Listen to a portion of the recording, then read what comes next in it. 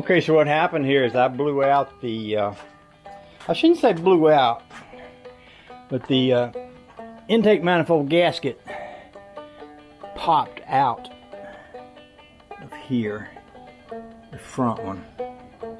And I talked to Mr. Heavy Chevy about it, and he said those gaskets, he said there's no real pressure in there, but those gaskets, they're little rubber gaskets, and sometimes they'll just kind of pooch out just from the pressure of the thing being squeezed down on them. And he says what he does, and Rusty Acre said the same thing, is he squirts a little silicone over in there and he lets it sort of harden up to where it's sort of tacky. Tacky means a little, and it's not just all liquidy, it's a little bit sticky, a little bit firm. And so what I did was I put silicone, black silicone on the front and the back.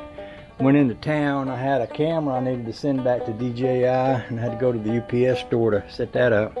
So I was gone about an hour, and when I got back it felt about right, so I put this back down on there with new gaskets on either side. I didn't put any silicone on any of this up here. I did that last time. I about decided to stop using that stuff as much as I can get away with not using it. So I'm ready to crank this, except I need to remember where I put I got a vacuum line that was right here. I was going to hook that up too. Let me do that, and then we'll give this thing a start. Oh, the joy. So I went ahead and adjusted the choke and made some changes to the throttle setup. You might remember yesterday the throttle sort of stuck open.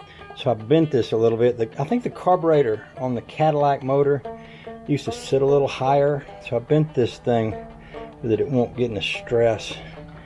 And I kind of reworked my vacuum line. It had a couple of sharp kinks in it, so I put a little piece of metal line in the end of it. So let's see how she cranks now. Oh, the joy.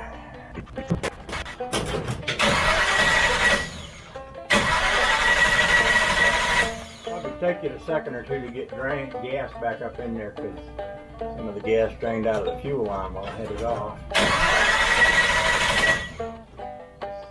Did I hook any electrical parts? I don't think so. First,